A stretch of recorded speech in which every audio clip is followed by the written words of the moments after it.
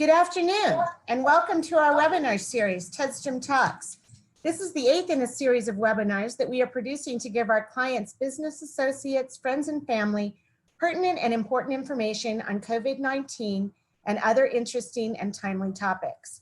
Your video and microphones have been muted. However, please feel free to use the Q&A icon located at the bottom of your screen to ask questions throughout the presentation. I would like to introduce you to Peter Tedstrom, founder and chief advisor of Tedstrom Wealth Advisors. Peter has 35+ years experience as a certified financial planner. He has been consistently recognized through awards and recognition as one of the country's top financial advisors. Peter? Good morning, everyone out there, and good morning, Vic. Thanks for joining us this morning. If this is, I don't know, maybe the 7th or 8th webinar we've done, bringing interesting topics to our network and friends. And so I'd like to introduce Vic. Vic joined Altitude Sports on January 1st, 2016 as the studio host for pregame, halftime, and postgame broadcasts of the Denver Nuggets. Lombardi previously worked as television and radio host in South Bend, Indiana, Austin, Phoenix, and most recently the sports anchor for Denver CBS 4. Vic comes to Altitude Sports with more than 25 years experience in the sports industry and is a 32-time Emmy Award winner, 16 for Best Sports Anchor, and voted 2018 Colorado Sportscaster of the Year. He is also the co-host of the Altitude Sports Radio 92.5 morning show. Lombardi is one of the most respected sports personalities in the country, which the number of awards attest. He attended the University of Colorado, go Buffs, and graduated from the University of Notre Dame in 1991. He resides in Denver, Colorado, with his wife Terry and 3 kids. And Vic has some favorites, sports favorites. His favorite movie is Rocky. His favorite movie overall is Rocky.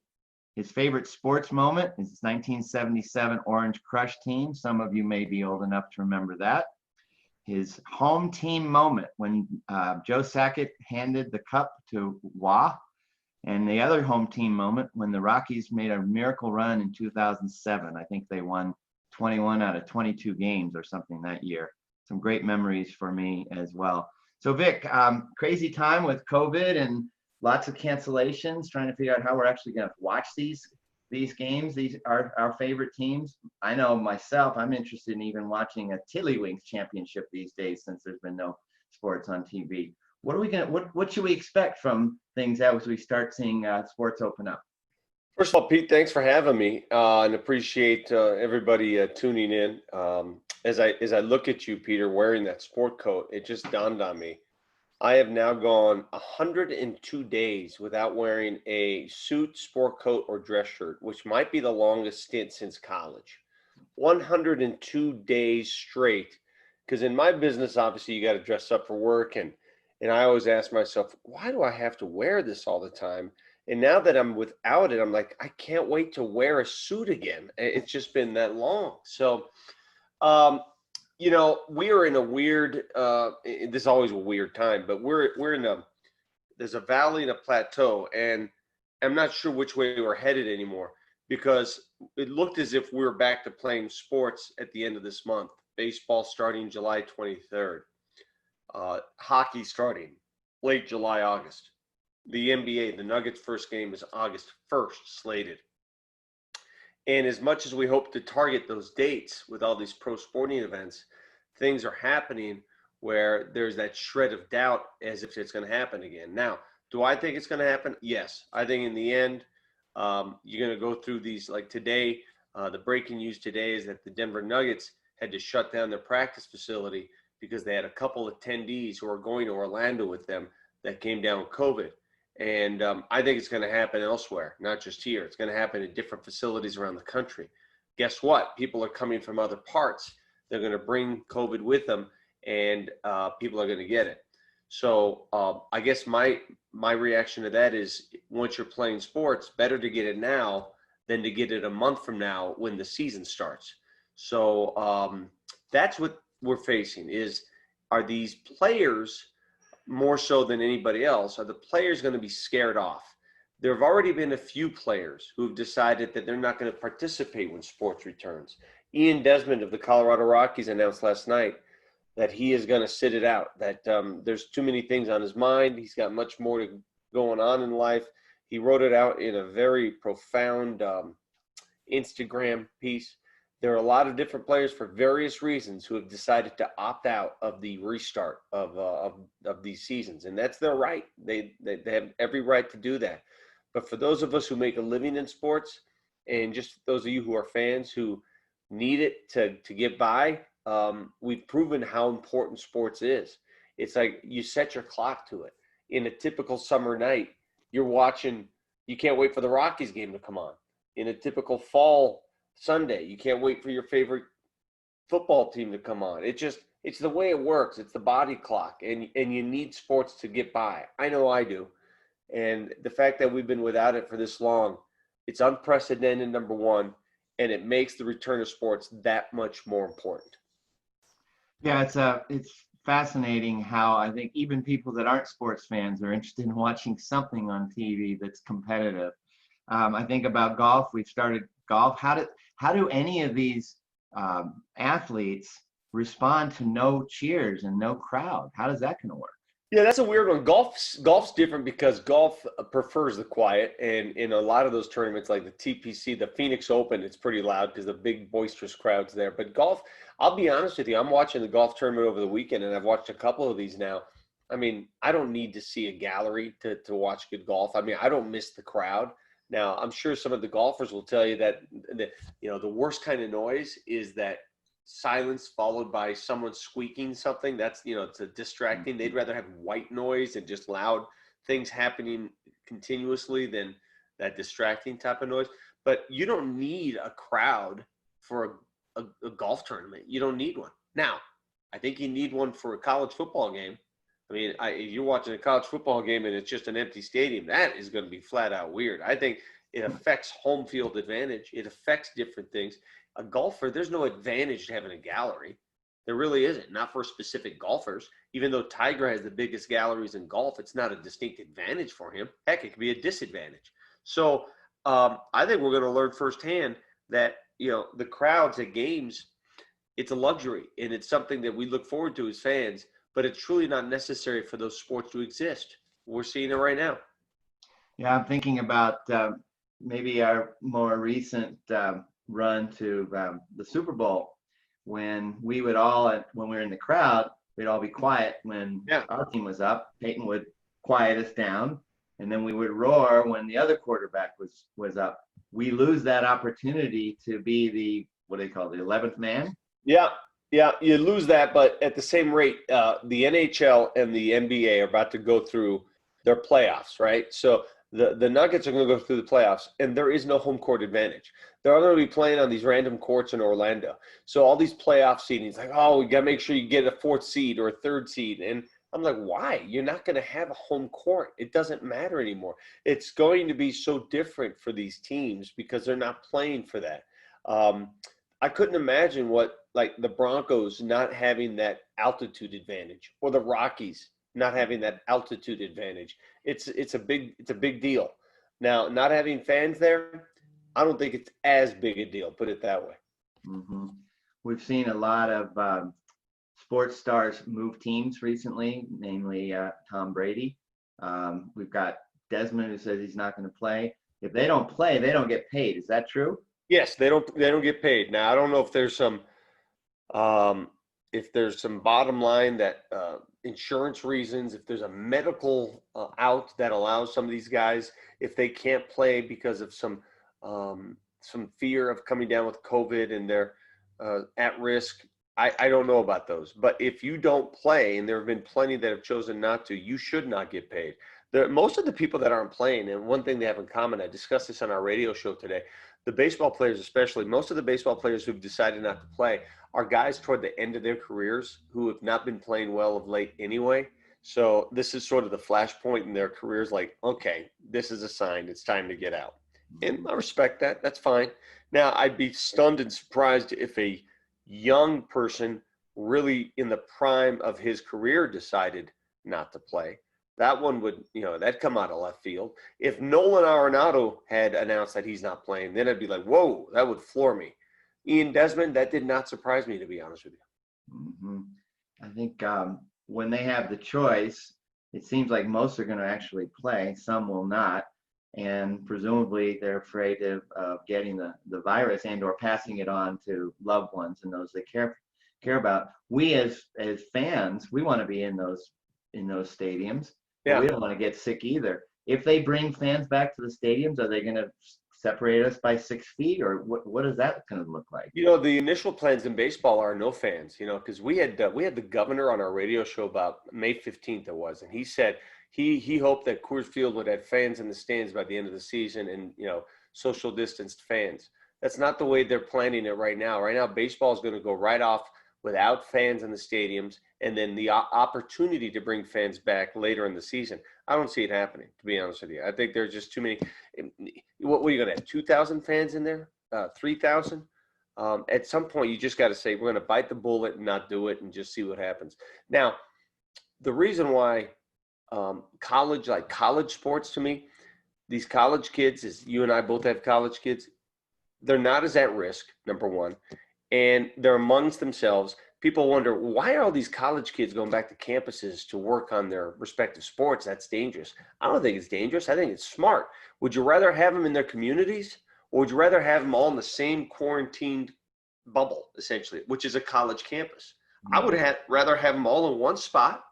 And you're seeing it at Clemson now. A lot of those kids are testing positive. Well, it's happening to a lot of them, but it's going to get in their system and out of their system, hopefully.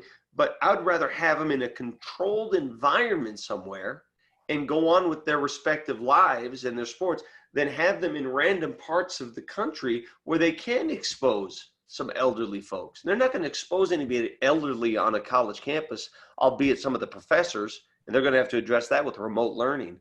But they're among young people on college campuses. That's where they should stay, to be honest with you.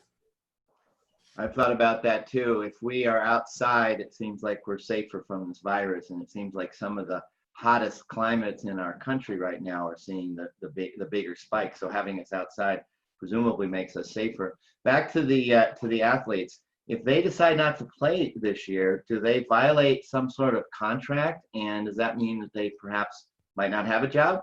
No, there's no. I think all sports came together on that and said, "Listen, we're not going to hold it against you. You're not going to suddenly get cut from the team when you return. It's in your right not to play. Your contract remains intact when you return." So, like Ian Desmond, for example, he has 2 years remaining on his Rockies contract. Not playing this year burns one of those years, but he's back for another year next year. He does get to use his 5th year of the contract. So that's how it would apply to most every player in the league. If you have remaining years on your contracts, I don't think any team's going to suddenly say, well, you didn't play last year, so we're going to cut you. I mean, they can, but they're not. That's not what anybody has suggested yet. Yeah. And then we think about our college sports. Both of us are Buffs. I'd love to see the Buffs play again. We've got a new coach. We were on the rise there for a period of time. The players may not play. The fans might not show up. And the other teams might decide they don't want to play us because we already have a schedule we're supposed to play. All of those factors have to fall into place. If our schedule isn't filled with teams that want to play us during this period of time, what do we do? Shorten the season? Call other schools? What happens? See, college football is at the mercy of college presidents and local governments, but there's one college football conference that matters above the rest, and that's the Southeast Conference, the SEC, where football is king. And if they decide they're going to play football, they're going to play football, and no one's going to stop them from playing football. Fans in the stands, local government, they're going to play football. And I think if they play, then other conferences really have no choice. Either you play or you don't participate. And I think it's going to start there. Where does it matter most? Like, does a college football game matter more here in Denver and Boulder, or does it matter more in, I don't know, LSU or Arkansas or Alabama? They're gonna go on with their college football, whether we like it or not. So, and I think that's going to cause other places to follow suit. They may not be comfortable doing so, but college football, in my opinion, is the safest of the sports out there, because there's no way they're going through a fall in Alabama without college football. It's not going to happen. Well, we know the SEC is pretty powerful. Yeah. We understand the fans, they're going to go crazy, but maybe it's going to be better. Maybe we just watch from TV and we don't have to go to games anymore. It's kind of a hassle anyway. Well, you know, it's funny because I work in the TV business, so the more people that watch, the better. But there's something about being there. I get it because I'm the worst person to ask about, you know, going to games. And I get asked all the time by my buddies, my family members, hey, you want to go to the game? And in the back of my mind, it's the last thing I want to do because, you know, I live at games. That's all I do is go to games and I work at games. So when I'm at home and I'm relaxing, I don't want to go back to work. I'd be like, hey, Pete, you want to go downtown and go to that financial convention when you just don't feel like it. So the bottom line is there is obvious value to going to games. It's community, it's civic, it's outside of religion. It's the only thing where you get together with a group of people that you don't know and you're all cheering for the same cause, for the same thing. And there are very few things like that in life where you can get a group of people together and you're watching something and reacting to something. And I miss that dearly. I miss being in the packed arena when you don't know what's going to happen next. That's what sports does. That's what sports is. Now, watching it at home has value. You don't have to deal with crowds. Some people love the crowds. Some people love the beer lines. Some people love the tailgating. It depends on who you are. It's never going to go away. There's always going to be that demand to go to games because of those reasons. Not necessarily because of the teams, but it's a communal activity. And we certainly miss that. Yeah. I'm sure that when we are allowed to get back in the stadiums, ticket prices are going to go up and there's going to be even higher demand. And that leads me to think about the financial side of this. Now, your business is going to benefit from that. There'll be more viewers and presumably you can charge more for advertisements, but these are a lot of tickets that aren't going to be sold for the teams. How does that impact how they can move forward? Do they reduce salaries? How do they deal with that? I think salaries in the next 3 years will be normalized because of COVID. I really do. I think there's too much money that's been lost. These owners are losing money, the sports themselves, the players, the advertisers who aren't seeing the effects of the advertising are losing money. But you know what's not talked about is this. I do a radio show every day, and we have our listenership is up. Our television show, people, that's all you can do is watch television. People are watching, but advertising isn't up because the advertisers don't have the money to spend like they did before. Mm-hmm. Only certain advertisers do. Heck, if you work for Amazon, you have plenty of advertising money. Mm-hmm. If you work for companies that are thriving during COVID, of course you have advertising money. But the typical advertisers right now, the money's not there because they're not making money. And if the advertising money isn't there in television, guess what? It doesn't matter what your ratings are. It doesn't matter how many people are watching. That's useless. I mean, you can have 1 million viewers, and if no one's willing to pay for the freight of those viewers, it doesn't matter. What you need is people to get back to making money again, because that's what makes television. I mean, Hollywood came to a screeching halt, right? So I'm really eager to see what happens this fall. Like all these new pilots that are supposed to debut, all these new movies, they're all on hold. The only thing that we're going to see in the fall, if we do get live sports, is sports. Like we're going to dominate the television screens across the country here in the U.S., especially football, basketball, hockey, baseball, soccer, golf, you name it, all going on at the exact same time. It's the only live programming that's available. Everything else has been shut down. There's no other programming that's been taped. I mean, the last 6 months, what are you going to tape? Hollywood's no longer taping right now. Yeah, interesting. And what about the betting side of things? That billions of dollars have been lost since we haven't been betting for the last few months. Well, it's the fact that this took place when Colorado legalized sports wagering. It was an awful turn of events because this was supposed to open up another resource for the networks, for the teams themselves. I mean, listen, next time you go to a Broncos game or a Nuggets game or a Rockies game, do not be surprised if you see outside the stadium or even inside the stadium a little terminal set up where you can wager during the course of the game on live events. You're watching a Broncos game and they have the odds on how many pass completions Drew Lock will have in the second half. and you can buy that ticket right there, and you can vouch for it at the stadium. There's going to be a lot of that going on now that sports wagering is available. It's just another element, another layer for those interested in that. Now I know it turns a lot of people off. Some people don't want any part of that, but there is a market for it. There is a business for it. There's a demand for it, and by God, those teams are going to take advantage of it. Yeah, fascinating. Well, let's move to topics that are near and dear to our hearts. Many of the listeners and viewers today are Bronco fans, Rockies fans, and Avs fans. And you and I were on the golf course talking about who's got a shot. I thought the Nuggets might have a shot at a championship. You said probably not, but maybe the Avs. Yeah, I think the Avs have the best shot because the Avs, in the way the hockey works, you get a hot goalie and look out. But they were already playing so well before this shutdown.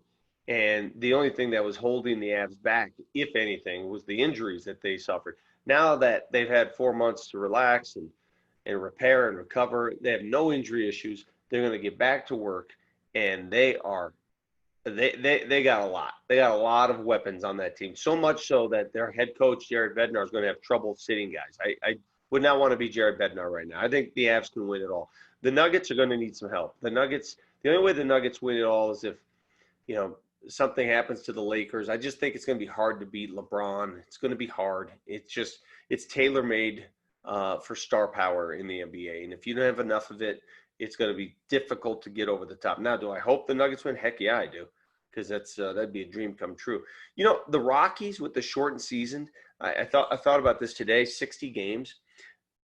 If there's ever an opportunity to go all in and just sort of change the game, maybe add some more bats to the lineup, power hitters. They just signed Matt Kemp today, who's a former Dodger home run guy.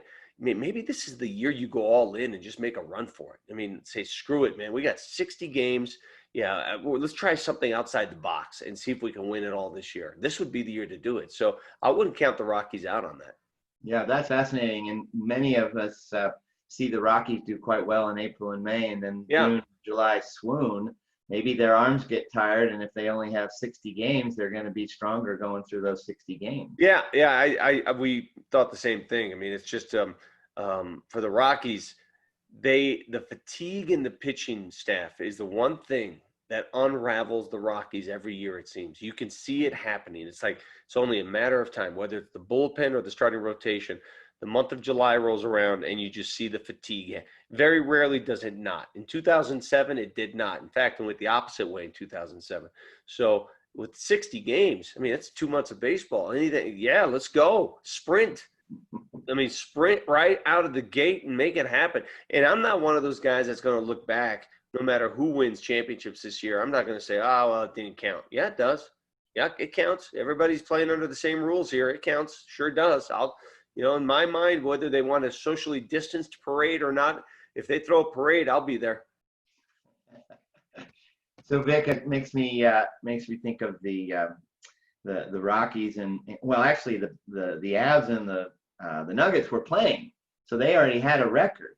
Do they keep that record going into this season, or is everybody at a clean slate? Yes and no. The record sort of will set up for the Nuggets. The record they have. They will add 8 more games to that record. They will play 8 more regular season games. So that record means something.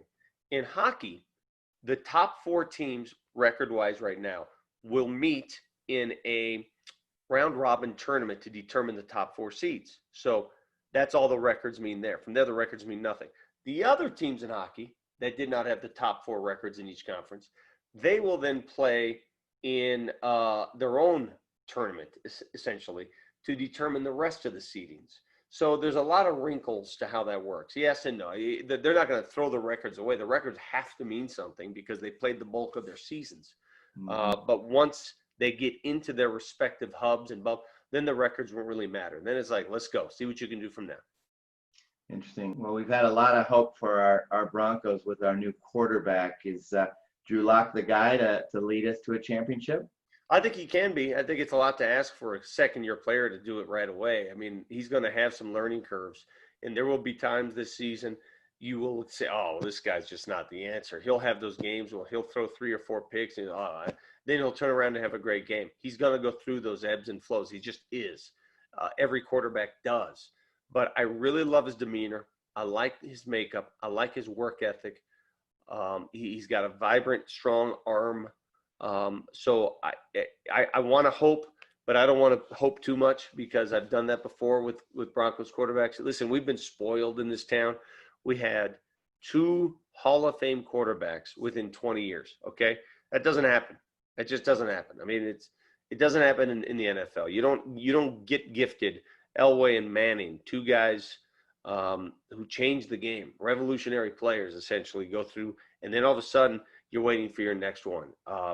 And I hate to say that the NFL is just who's your quarterback, but a lot of it is who's your quarterback, and you're hoping that Drew Luck can be close to those 2.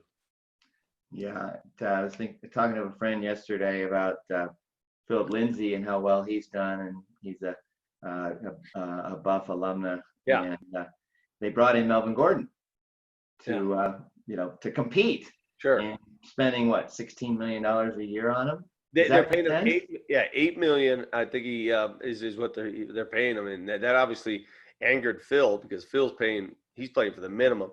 But it is what it is. You know, they don't think that Phil's an every down back. Otherwise, they wouldn't have made the move. They believe they need 2 running backs to succeed there, and that's why they brought Melvin Gordon in. And in the grand scheme of things, you hope it works out. I think Phil's going to get his in the long run. He's going to get paid. But he came from, being an undrafted free agent. Good kid, love his work ethic. But man, Melvin Gordon was a first-round choice who played out his contract, became a free agent, and this is what happens in pro sports. You become a free agent, you can shop your services, that's where you make your money. Phil's not a free agent yet. When he becomes one, if he continues at this level, he'll make his. We've run a 2 running back offense a lot, and I think a lot of teams do. Sort of surprised me that Lindsey got upset as he did. I guess it's all mainly. Yeah, I'm not saying he's like. Yeah, I don't think he's upset. He just wishes that he would get rewarded for 2 straight 1,000-yard seasons, right? So I don't think he's upset per se at Melvin Gordon. I think he understands that most teams do have to have 2 running backs. You do have to have a stable.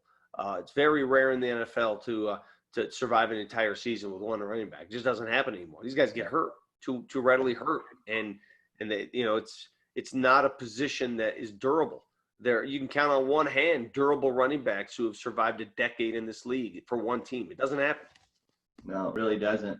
As we approach preseason, which I guess usually starts in August, I don't think the NFL has outlined their schedule and how they plan on dealing with this in COVID, or have they? No, and they're being very nebulous, very vague about it, and I think they're doing it purposely because they know it can change. I mean, they announced last week, for example, that the Hall of Fame game, which was slated to be played in early July or mid-July, that got canceled. The Hall of Fame game goes in conjunction with the Pro Football Hall of Fame induction ceremony, so they canceled that. And I think more cancellations are forthcoming.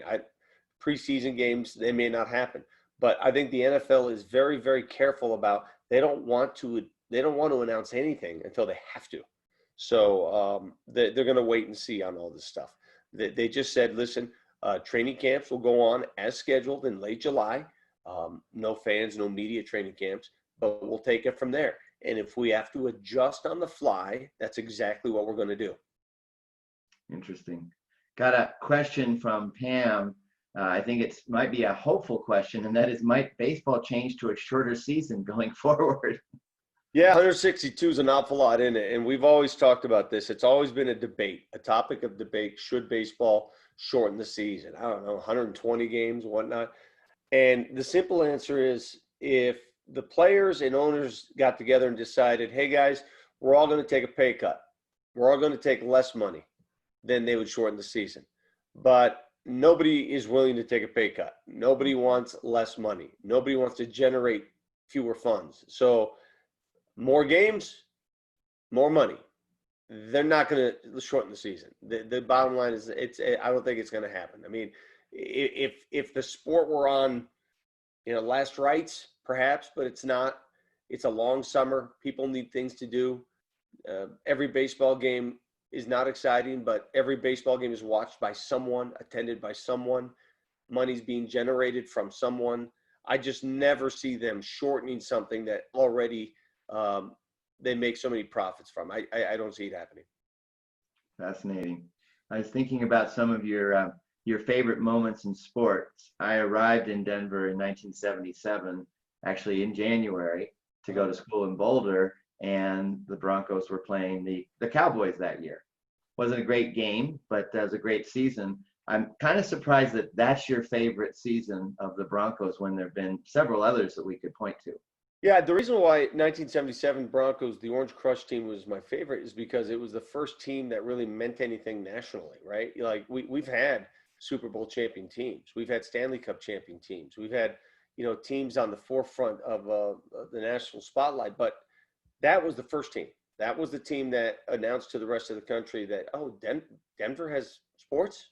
Oh, Denver does that. Oh, where's Denver? And people found out that Denver was here, and they beat the dreaded Raiders in the AFC Championship game, which they had not been able to do for years. They always lost to the Raiders. That year they handled them, they beat them, they advanced, and albeit they lost the Super Bowl, it was an ugly game. I think they had 8 turnovers in that game, something ridiculous, but they made a name for themselves. They arrived. And I would say it was not only the day the Broncos arrived, it was the day Denver arrived. That was the game, the team, the year that laid the groundwork for all other sports in Denver.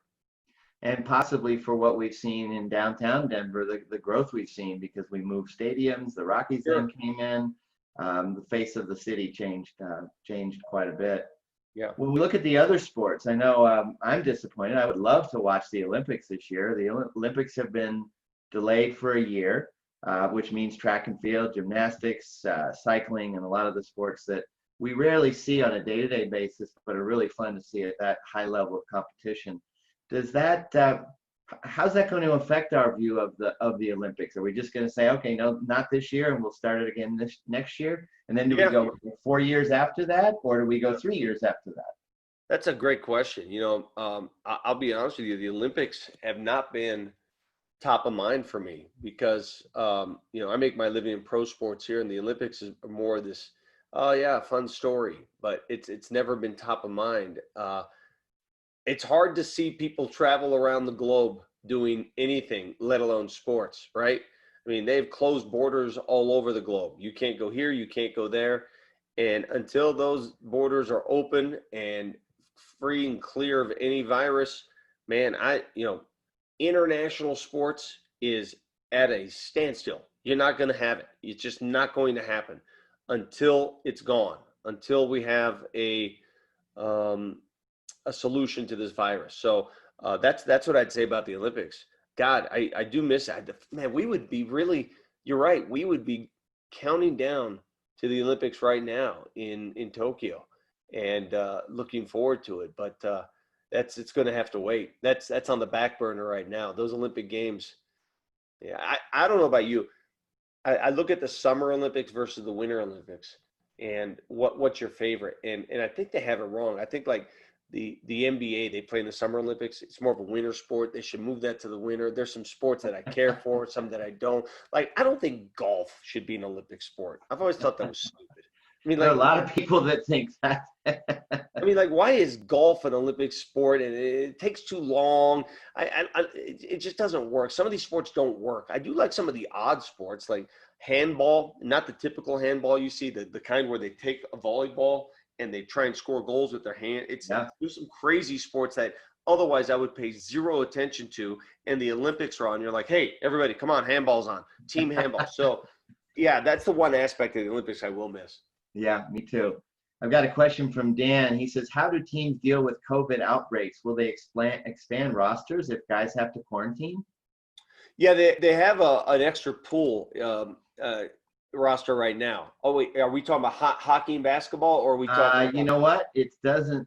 Well, the question here does refer to hockey and basketball, the next one, so maybe that's what he's referring to. So here's what I know. Like baseball, they're going to have a roster that's day to day, and then they're going to have an extra pool roster of players just at the ready, just in case, right? Basketball, you got 15 players on your active roster, and then a lot of teams have other players that they can call up from the G League, which isn't happening right now. So The New Jersey Nets, Brooklyn Nets, that's what they're called now. The Brooklyn Nets have had 4 players, 4, decide not to play because of COVID. They have they're injury riddled as it is. Their 2 best players aren't even going to be there. So part of you's like, why even bother, right? They're still going to go on and play. That's a great question, though. Is a month from now, we're in the middle of playing, and all of a sudden the team has an outbreak, and they have 6 dudes who test positive, and they can barely field the team. I have no idea what they would do from there, to be totally honest with you.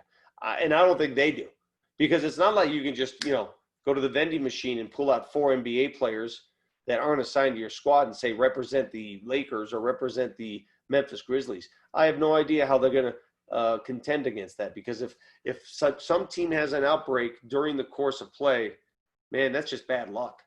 Yeah, it really is. That's why I think it's good news. Not good news, but like the Nuggets, right? Nikola Jokic has had it. They've had a couple other players undisclosed that have had it. They had another outbreak today. And part of me being selfish, and I'm like, well, good, get it all out of the system now, because a month from now, I don't need you coming down with this. Get it done now. Yeah. Well, there's so much wait and see. And of course, I don't know that we even thought we'd see sports at this point in time. So I think that's exciting. Another question from Dan. Also, what will happen to 2021 seasons with hockey and basketball going well into the fall? Do the new seasons start in January?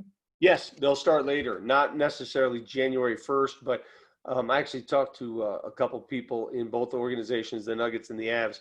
I think what the Nuggets in the NBA will do is they were entertaining the thought of moving their season anyway, shifting it from late December, Christmas time, to the middle of the summer, which I think is ideal for the NBA. Would you rather compete against the NFL or Major League Baseball? I mean, it's a no-brainer. Mm-hmm. So I think NBA was headed that way anyway, and that's what they'll do. The NHL this season, at least, will do the same. They'll close their season at the end of October or whenever it ends. They'll take a couple months off and then restart. Now, the restart. Now you wonder, are they going to just play a bunch of games in a shorter time span? Are they going to abbreviate the following season? It's my understanding the following season is still going to be a full 82-game season. And however long it lasts, they'll eliminate the all-star games, just abbreviate as many open dates as they can to finish it early enough to get back on pace. Interesting. I'm just reading your notes. Best person I've met in sports, Monty Williams. I know that's a sort of a right turn relative to what we've been talking about, but tell me why he's the best person you've met in sports. He is. He's a former. I knew him at Notre Dame. He's a basketball player turned coach, and now he's a head coach in the league. And he's just, I mean, just in terms of character, he is about as good as they come. He had some personal strife that he went through as a child that he didn't talk openly about, that became public knowledge. And he fought that. He fought his demons. He beat them. He lost his wife to a car accident with 4 kids. This was about 8 years ago. It was very, very public, very ugly, very tragic. He overcame that. And I just think the adversity that man has faced and the face that he has shown, man, I would aspire to be somebody like that. Monte Williams is a great man. Fantastic. Are there other sports heroes that you say that you follow or feel inspired by in that way?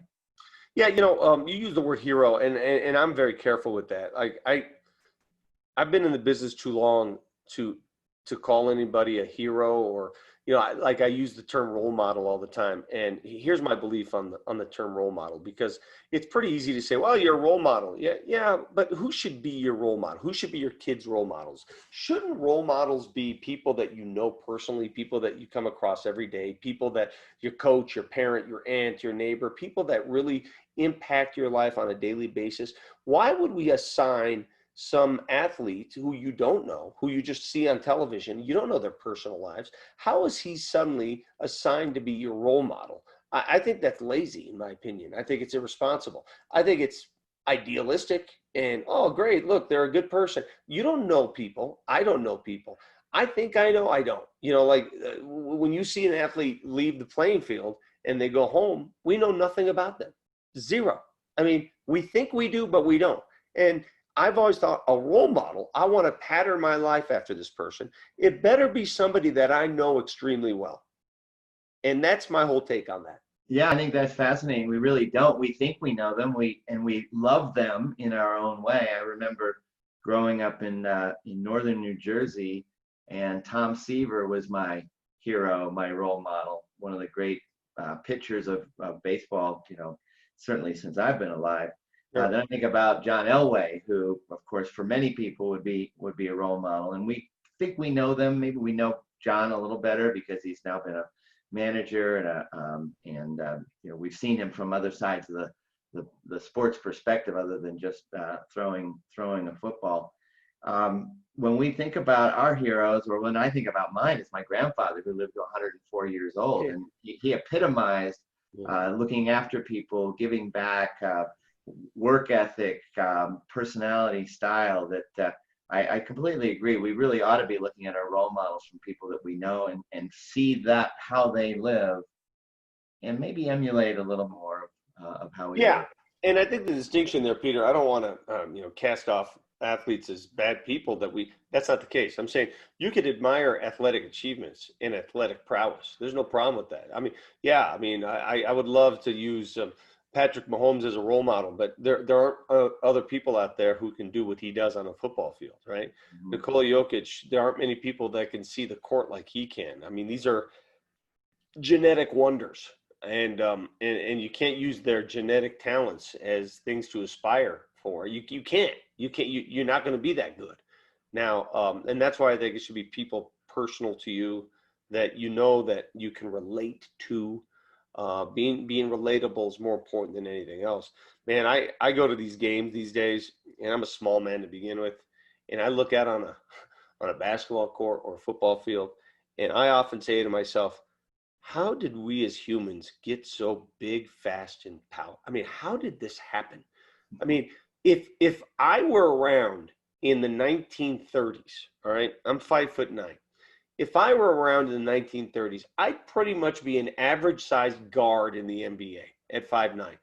I can't tell you, if you go back and do your research of the 1930s and 40s, look at all the football players who played in the NFL. Smaller dudes, linemen that were 5'10", 190 pounds. And today, it's just amazing to me how much bigger, faster, and stronger human beings have become. And I marvel at that. I look out on the court, I look out on the field, and I'm like, oh my God, I would die in that venue. As I would as well. Yeah. And it goes back to ancient Greece and ancient Rome, where we watched lions slaughtering Christians. We have this need to be in an environment where we watch competition and people fighting it out, basically, regardless of what the sport is. You talked about your favorite sports personality. What about your favorite sports experience? We know the Orange Crush was your favorite sort of run for a team. Is there one moment in time or one person in time that you would be able to relate, so we can get to know these sports heroes or the best players in the way that we might want to get to know them? Well, most memorable to me, I was watching The Last Dance, the Michael Jordan thing, the documentary, and I had a personal story with Michael. I was 21 years old, and my first real big-time job was in Austin, Texas. And I went down there as a sportscaster. This was 1992. And my assignment, go down to San Antonio and cover the Bulls-Spurs game. Now, at this point, the Bulls were Michael Jordan and the Bulls. They're a big, big draw. So I get to the locker room, and I'm pretty green. I'm new to this. And, Jordan was my hero, like every young kid who grew up in the 80s. And I'm supposed to interview Michael for a feature we're doing, like everybody else that's there. There were, 15, 20 members of the media. And I show up in the locker room too late. The locker room had closed to the media. I didn't even know there was a deadline. So I walk into the Bulls locker room, and I'm the only guy there with a photographer, and there's a bunch of players. And there's Jordan about 15 feet, just laying there, just hanging out. He's sitting on a seat, sprawled out. And the media guy quickly comes up to me and goes, hey, you got to leave. We're done. And Jordan acknowledged, he sort of saw in the corner of his eye that I was there for that because I was just staring at him. He goes, it's all right. Let him do it. It's okay.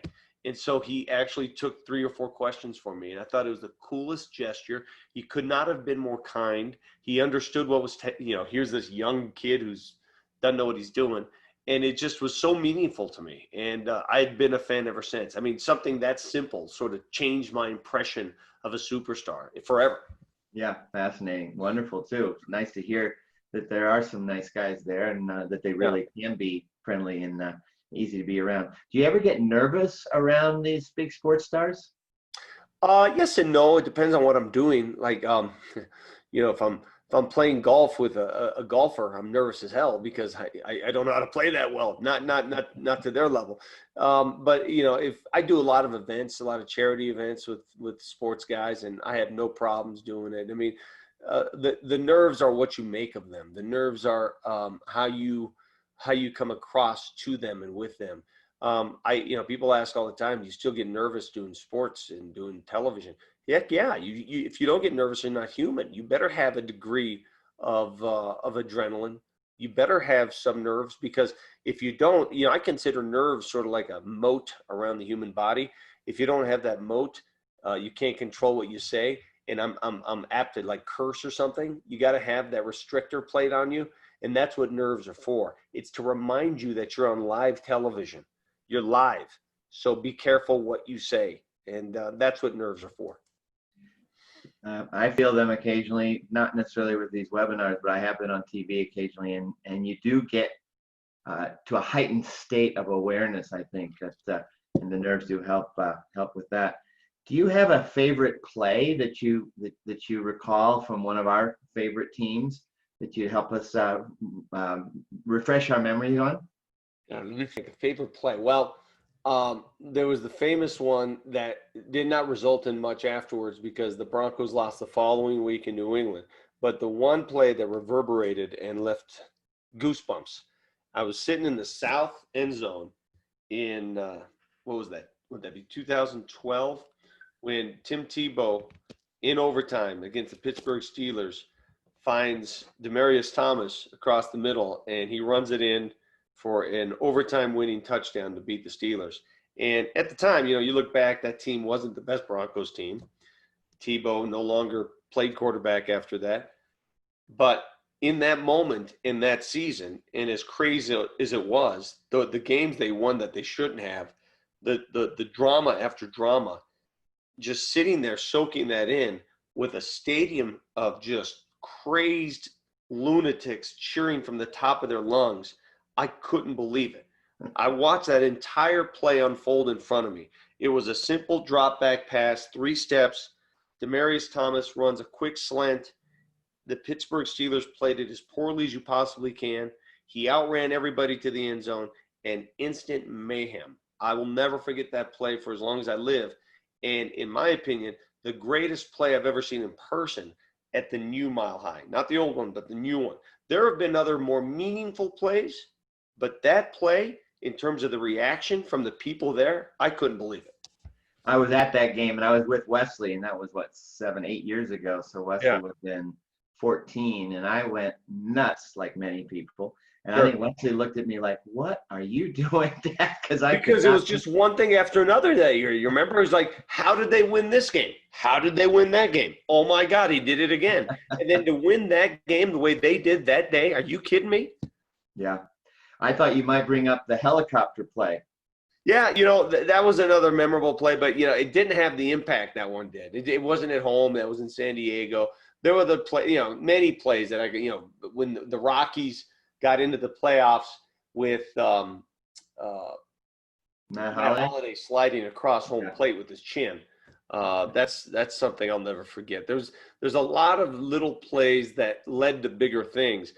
And the crowd in that game, by the way, was a close second to the crowd at Mile High. That Rocktober run, and the reason why I consider it so amazing, I don't remember a community getting behind a team as quickly as Colorado and the area did the Rockies that year. They went from a pretty mediocre squad to all of a sudden they started hitting on all cylinders. In the second half of the season, they became magical. And then they couldn't lose a game. And then they went to, oh my God, they're in the playoffs. Then they sweep the first round series. And then they sweep the second round series. Oh my goodness, the World Series is here. It was so, you could not write this in Hollywood. And I consider that probably in terms of civic pride, everybody was a Rockies fan during that run. Everybody. Yeah, it was fantastic. And then you left out the disappointment that they ran into the Red Sox, and the Red Sox then swept us. But we'll save that conversation for another time. We have a very divided country these days on many fronts. And you reminded me when we talk about how the civic community pride rises with sports, and when our teams are winning, it's something that we often find most in common with our fellow man. With all the challenges that we have today with coronavirus, racism, and other political issues, does it have that possibility of doing that again for us? I would hope so. You're going to see a lot of things happen in sports that, a year ago would have been deemed inappropriate. You're going to see a lot of people who play sports be more vocal. You're going to see a lot of coaches and fans be more vocal, and the dialogue is going to change. And I have no problem with dialogue. I'm all about dialogue. I think dialogue is fundamentally useful and purposeful for what we're doing here. So I think it's going to be healthy, and I think sports is a leader in that. Listen, man, our country, and I tell people this, when do you think the U.S. sort of shut down? I was at the game that led to the U.S. of A. shutting down. I tell people, the night that the Nuggets were playing the Dallas Mavericks in Dallas, I interviewed Mark Cuban, the owner of the Mavericks, when we knew that would be the final game played of the NBA that year because of COVID. And so we're sitting in that arena, and I'm like, well, this is crazy. These fans are leaving in droves. And after that game, it wasn't until that game that everything fell into place. The NBA suspended play. The NHL suspended play. Major League Baseball discontinued its spring training, and the country shuttered its doors. And it all started with a basketball game in Dallas. Mm-hmm. Well, let's hope it does unite us, because we are quite fractured, and there's a lot of disenchanted people with the way our country is going. Yeah. We do have opportunity for more questions. We've got a few minutes left. If there are any questions to be asked, you can go to your Q&A or your chat button. If you don't have questions, and I'll wait to see if something comes up, I do want to say thank you, Vic, so much for being here today. You brought up some really great memories. It's such a fascinating time to think about sports not having even been played for 3 months now, and then playing in the way that they're planning on playing. So thank you again for being here. We look forward to a season where maybe the Avs do take one for us and bring home the cup. Thank you, Vic. And if they don't allow for a parade downtown, I will be there regardless. Trust me. I'm going to parade. I promise you.